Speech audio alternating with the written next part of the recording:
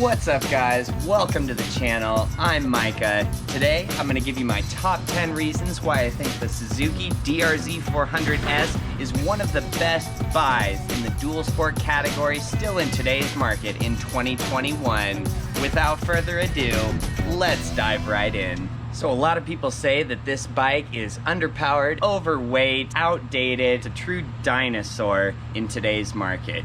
But I'm here to tell you that none of that is true. It might use technology that's a little bit older than some of your new bikes out there, but it works just as good and better, in my opinion. So, diving into our first point here, why I think the DRZ400S is one of the best dual sports in today's market is power.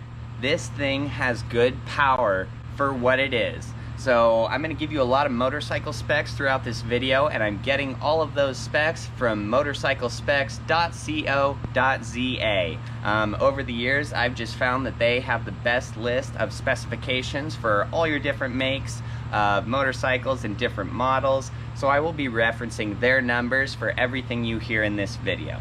So according to their charts, this bike has 39.7 horsepower. Excellent numbers. For foot-pounds of torque, we're sitting at 28.8.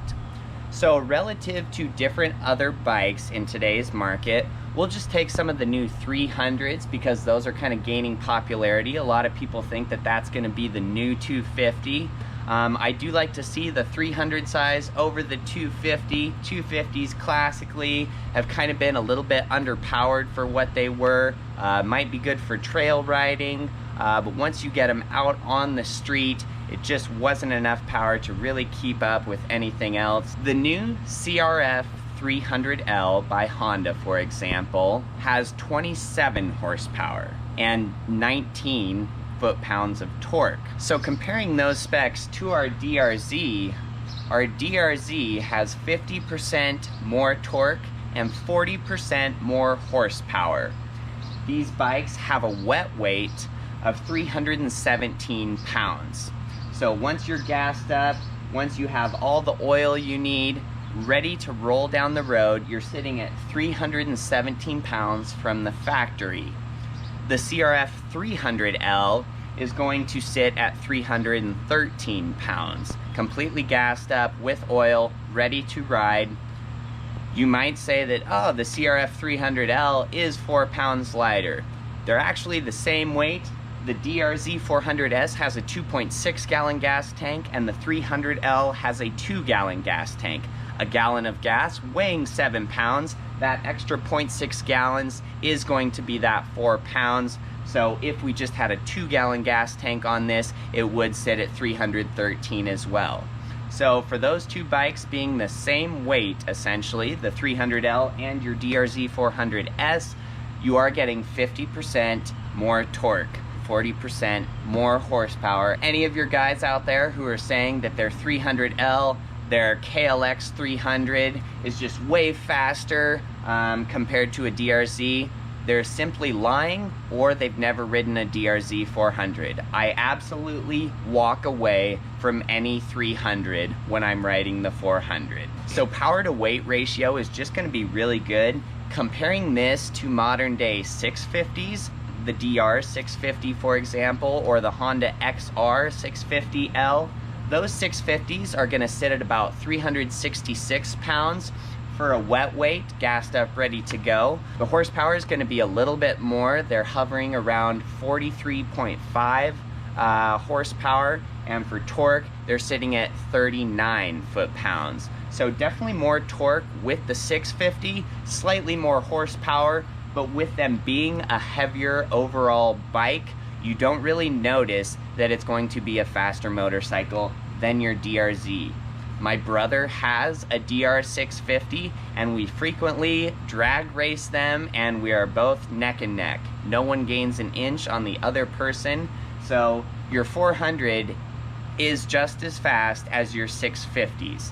The 650s do have a little bit more torque, they have a little bit more weight, so as far as maybe a good highway bike, a good cross-country tourer, your 650 will have the edge on the 400, but for what this package is, I think it's very powerful, very light and very comparable to everything else out there that you might be looking at. My second reason that I think you should buy a DRZ400S is going to be for reliability. These things are so reliable. Suzuki has rolled out this model since 2000. It is now 2021, 21 years later, and what have they changed? Not much at all. They've pretty much just changed the color throughout the years, the different graphics that they put on them. Which, if it isn't broke, why fix it? With it being just a single cylinder 400cc chain drive liquid cooled bike, you know, it's a very bulletproof, very simple package, and that is just going to make it super reliable. A lot of guys say that this is one of the most reliable motorcycles, not just dual sport, but motorcycles of all time. That was almost my motivation when I was buying one of these, is because I had heard so many different good things about them, and I've owned many different dirt bikes and dual sports. I wanted to see what it's all about.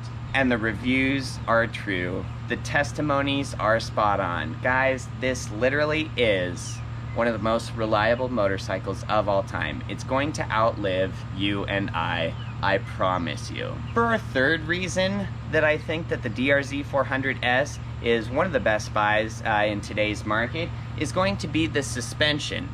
The suspension is much better than all of your 300s, all of your 250s, and your 650s. And there is so much adjustment from the factory, guys. A lot of the newer 250s and 300s that you will see do not have any adjustment in the front suspension.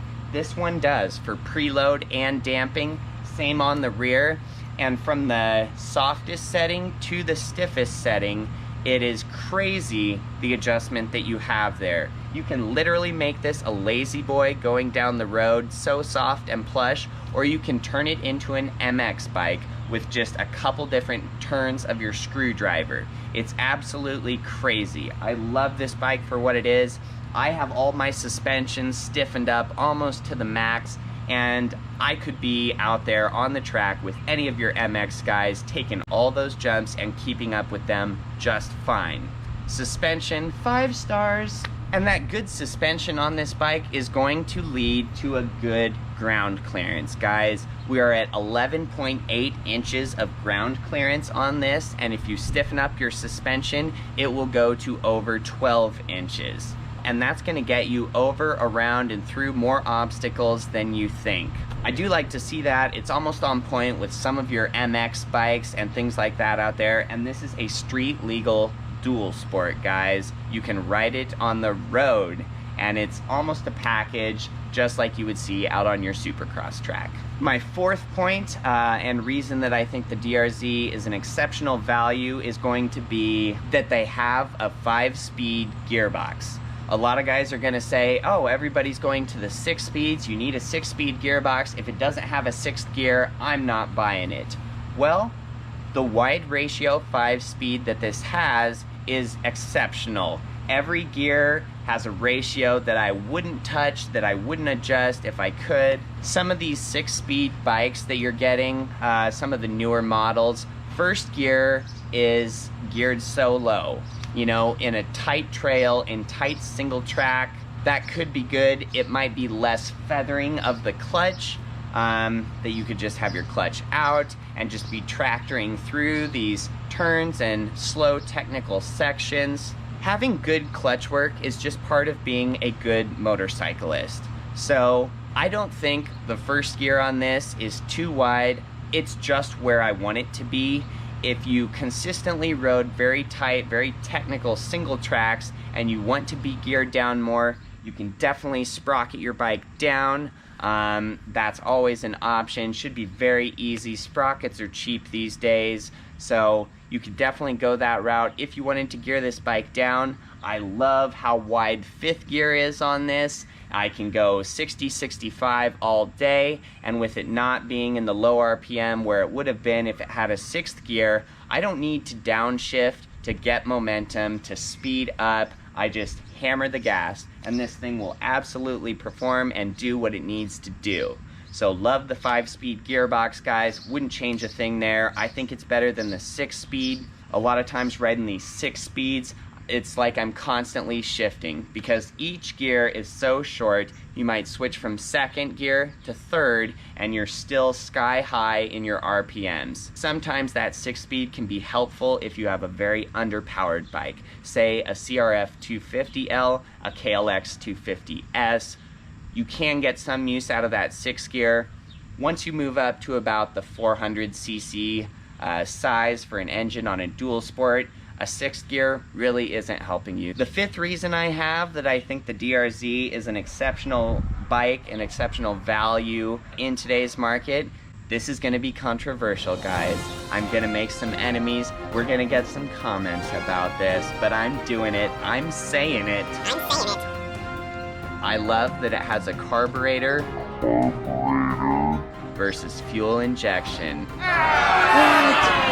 That's crazy. No, it's not crazy. And for what the bike is built for, let me give you some reasons why I do prefer the carburetor for a bike set up like this as opposed to fuel injection. Fuel injection is awesome. Your bike will always start instantly, but I've never had any problems with this starting. During your spring, summer, and fall months, I never use the choke. I press the start button and it starts up perfectly and runs perfectly. The only time I'm ever using choke on this is really just in the dead of winter. And I will pull out the choke, start it up, let the bike run for 30 seconds, and put it off. That's all there is. That's the only evidence you would ever have that this bike is carbureted as opposed to fuel injected. And if you are ever out in the middle of nowhere, say you're trail riding with your buddies, you really got about 10 or 20 miles from help or the nearest town, whatever it may be, say your battery dies, say you left your key on by accident, whatever it may be. Maybe you got a short, maybe something grounded out. Anyways, you're sitting there with a dead battery. If you have a fuel injected bike, you may or may not be able to push start that motorcycle. Some fuel injected bikes, you're going to be able to push start them. Some you will not. The ones that you can push start, the fuel injected dual sports I've had that I can push start when the battery is dead, a lot of them will not run very good when you finally do get it started after push starting it from your dead battery.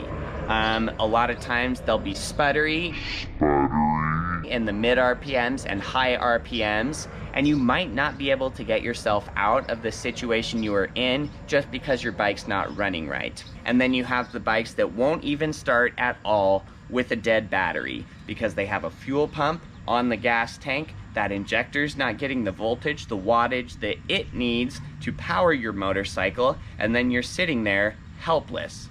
I do like how a carburetor is completely mechanical. Carburetors are very easy to me. I've worked on many bikes with carburetors, completely tearing them down, rebuilding them. And carburetors are the easiest thing ever when you just have one of them. It's a single cylinder motorcycle. There is one carburetor.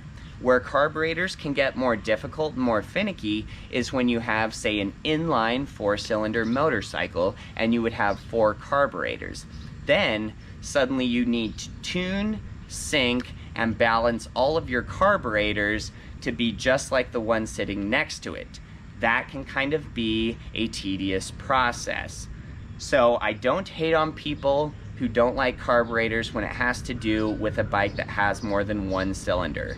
When it comes to single-cylinder motorcycles, fuel injection over carburation is not a positive in my opinion. There is no tuning, there's no syncing, there's no nothing really when you just have one carburetor. There is when you have more carburetors. So I do like that this bike does have a carburetor. They've really dialed it down over the years. I mean, Suzuki is on top of this model of bike. Their carburetor is absolutely perfect from the factory, guys, and I promise you that. Go get one, you will see. My 6th point about this bike, my 6th reason that I think it's an excellent bang for the buck in today's market, is going to be that it has a steel frame. That does add weight to your motorcycle, yes, as opposed to an aluminum frame, but it is so much more durable than an aluminum framed motorcycle. And with this being a dual sport, you're not just at the MX track every single day. You are riding this to and from work. You are getting point A, point B, and most likely that's on a paved road, not on a dirt track. That extra weight is going to keep you on the road just more steady and stable than, say, if the bike were 50 pounds lighter having an aluminum frame. If you do want a bike that's an absolute featherweight because you're doing all these technical trails, you're going to the MX track, whatever it may be, you just need an MX bike. You don't need a dual sport, you don't need a headlight, you don't need taillights, you don't need any of that. So you're probably just buying the wrong bike if you're complaining that this is too heavy. My 7th point is going to be parts. Whether those parts are aftermarket or OEM parts, with them having made this bike for 21 years and not changing anything, parts are everywhere. Almost every part you look up on this bike will say fits every model Suzuki DRZ. That's awesome. You know, it doesn't matter what year you had of this bike, all of your parts are gonna line up. And when there's a plethora of parts, when the parts are just everywhere, it makes them super cheap, guys. So no matter if you want aftermarket parts, you want some bark busters, graphics kit, exhaust, fender eliminator, whatever it may be, those parts are so cheap and they're literally everywhere, guys. If you were to buy some new KTM, maybe the new Honda model, whatever it may be, they're changing these models every year, every couple years, and your parts are going to be different year to year. Not on this baby right here. If you find a part that fits a 2001, it's going to fit your 2020. So that's really awesome. There's just a plethora of parts out there and they're dirt cheap, guys. And that's worth mentioning, so that's why that is my 7th point. My 8th point is going to kind of touch back on our 6th point here, that being that steel frame. And that steel frame is going to let you carry a passenger. You have passenger pegs on this right from the factory, guys.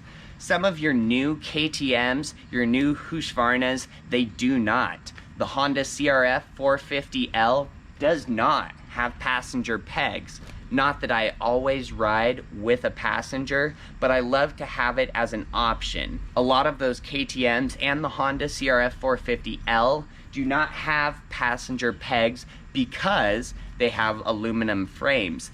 That aluminum subframe here is not strong enough. It cannot support you and a passenger. You might see aftermarket passenger pegs for some of your KTMs, for your Honda CRF450L, because it doesn't have passenger pegs from the factory. Some guys will get these aftermarket passenger pegs and they will carry a passenger and then they will notice their rear subframe is bending, is warping. It has weak spots now in the welds that you can see showing up.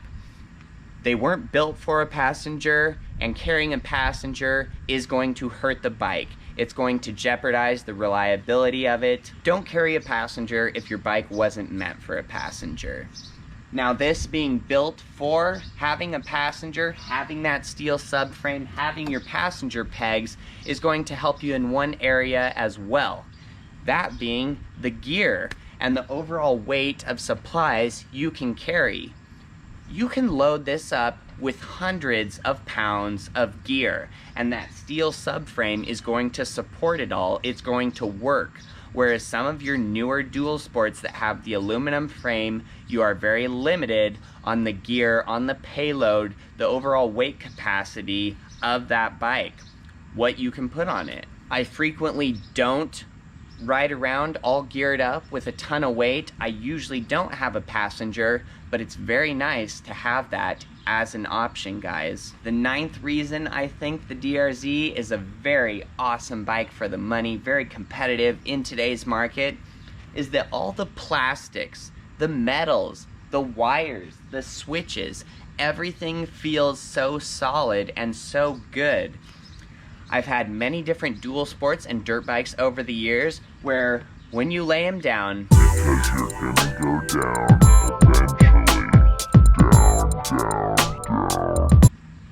When you lay them down, you might break, you might bend, you might jeopardize your plastics, your switches, your levers, whatever it may be. Everything has just been super solid and extremely durable on this motorcycle. I don't know how many times I've laid this bike over. It's been a lot. It's been a shit ton. And I pick it back up and it rides just like it did before I crashed it. That's just a great feeling to have if you were out in the middle of nowhere riding and you laid your bike over, knowing that you can pick it back up and everything is going to be fine, nothing's going to be compromised, and on the off chance that something does get damaged, like we said, parts are everywhere for this. They've never changed the model. Hardly. Ever. It's going to be so easy to find a replacement part if you do ever need it. Right out of the factory, right out of the crate, this thing is so bulletproof. It's just gonna stand up to everything you throw at it, and it's not gonna break down. My final point, the 10th reason that I think this is an awesome bike in today's market, is the maintenance intervals. Maintenance is key, guys. You need to maintain your bike well in order to have it run well. And your maintenance intervals on this are just so far and few. They're so spaced out. Your oil changes on this are going to be like the oil changes on your car. Do it every few thousand miles. Your valve checks, even further spaced out. Only check your valves every 10,000 miles, every 16,000 miles. Most everybody who's doing maintenance on this checks something and they're like, well, it was completely good. I didn't need to do anything or adjust anything. The bike's just holding up excellent. So your maintenance intervals are just spaced out so much. You're not going to just be wrenching on your bike all the time just as much as you're riding it. I like to be riding my motorcycle more than I am wrenching on it. And the DRZ is a perfect example of just that, guys. It will let you ride your bike versus just always maintaining it. I know that the new CRF450L by Honda, its recommended oil changes are every 800 miles. Recommended valve checks are every 1,500 miles. I couldn't even go out to the West Coast without having to check my valves somewhere in between there. That's absolutely ridiculous, guys, and that's not practical, and shame on you, every manufacturer who makes a dual sport bike with maintenance intervals like that. Shame on ya. Shame on ya. Shame on ya. So guys, that's kind of my 10 reasons here why I think this is a superior bike, a superior value. It might have a carburetor as compared to fuel-injected bikes. It might have a 5-speed gearbox instead of a 6, you know? It might have kind of a square, outdated headlight. Switch it out. There's plenty of different headlight housings and headlights and plastics that you can get.